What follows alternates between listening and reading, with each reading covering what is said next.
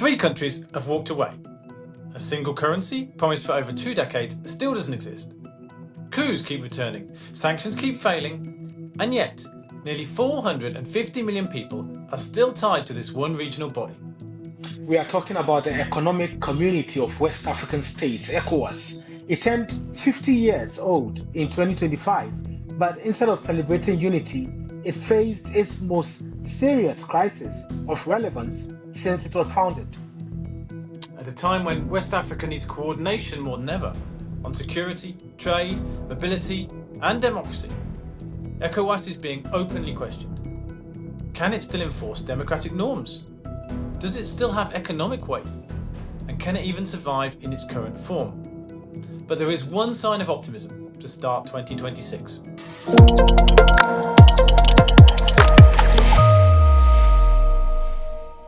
Welcome to World Reframed. I'm Ismail. And I'm Duncan. So let's examine ECOWAS at 50, a golden jubilee that arrived not with celebration, but with anxiety. Earlier this year, ECOWAS's leaders gathered in Accra, where you are, Ismail, to mark the anniversary. Official speeches highlighted the peacekeeping legacies and the regional cooperation that it's delivered.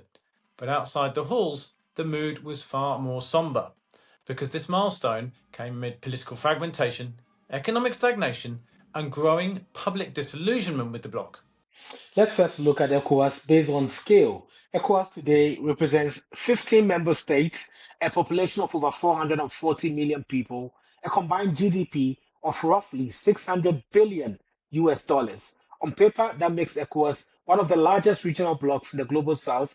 In practice, its economic integration remains weak.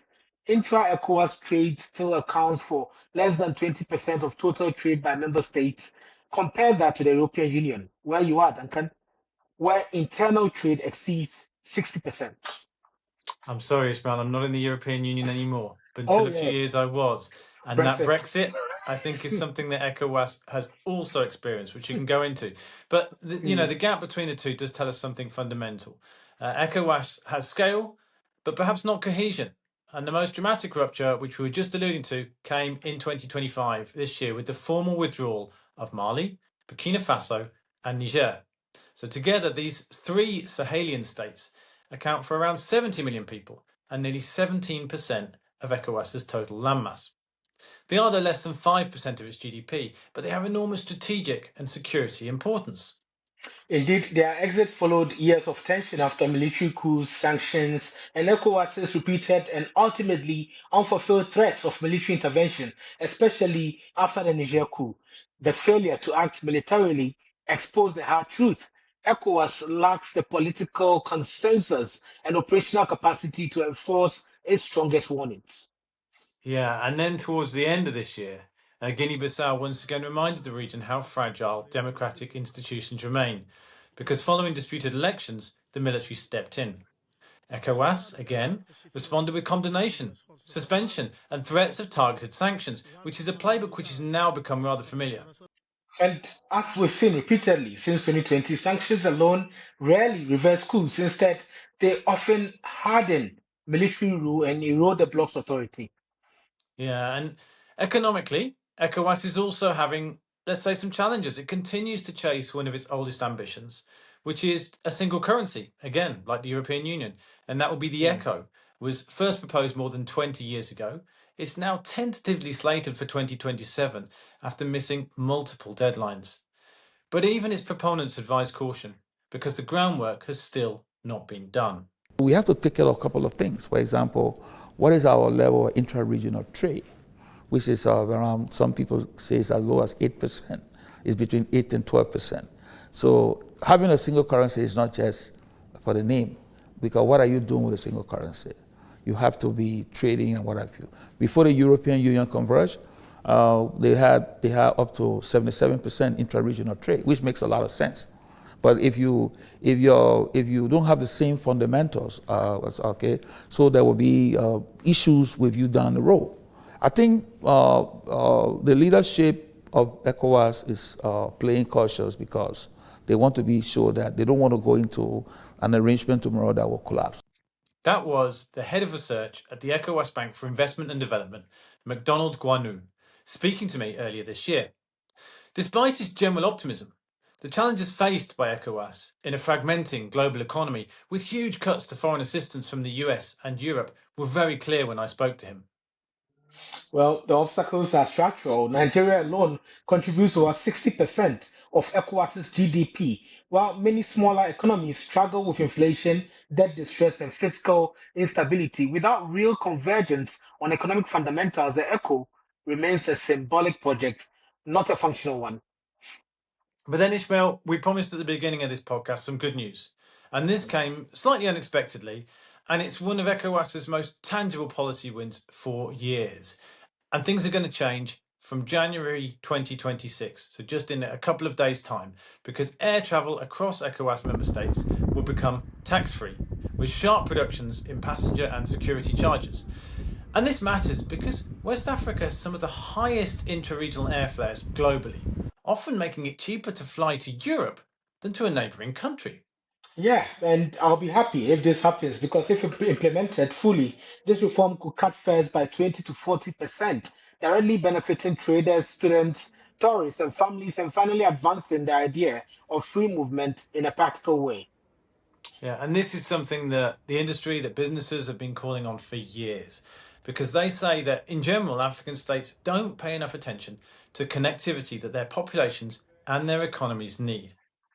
This is the head of Boeing Africa, Henok Tefera Shaw, and he spoke to me last summer. Very robust. The highest GDP growth now is in Africa. You see countries such as Ethiopia, such as Rwanda, here in Morocco, and other countries, Kenya, Cote d'Ivoire. I mean, their registration growth of 6+%, 7% per annum. This is GDP growth that directly translates into air travel growth. But Henok said airline regulations were not keeping pace. Despite agreeing in 2018 to form a single air transport market, only around 35 of the blocs of the African Union bloc's 55 nations have begun implementation. Well, this is really an example of a win-win. It requires coordination and execution, really more than money, because people want to travel and people traveling is excellent news for economic growth. Currently, international departure taxes in Africa average about $68 per trip, and West Africa is the most expensive sub-region. I'm a typical example. I spend averagely $800 per return ticket from Accra to Lagos in Nigeria, which is just 400-kilometer trip, typically an hour. The fare is above both the continental average and most other regions. Although things like airports and planes are also badly needed and come with a high price tag, the private sector will step in if governments create conditions for them to flourish. For ECOWAS, this could be a very big win. And it sounds like it could be a very big win for you too, Ishmael, because that's truly astonishing. That's the same price that I would pay to fly to the US from the UK all the way across the Atlantic. So as the year closes, ECOWAS is looking like this. Large in population, but fragmented in politics. Slow in economic integration, weak in enforcing democracy, but still capable of delivering reforms that people actually feel. And at 50, ECOWAS is no longer just a regional institution. It's a test case for whether African multilateralism can adapt to a changing political reality. And Ismail, this episode also brings us to the end of World Reframed for 2025, our first year. And it has been a year of global uncertainty, shifting power and hard questions. We've talked about the crisis in Venezuela, we've talked about politics in Africa, we've talked about the rise of China, many of these issues that I think get covered in a very one-dimensional way in much of the international media. And there is so many stories there behind that we've been able to get into. And I think ECOWAS reflects many of those tensions and those different perspectives that you can take, the possibility of the global south, but also the challenges that are there in real life. And I think I'm really looking forward, Ismail, to talking to you more in 2026.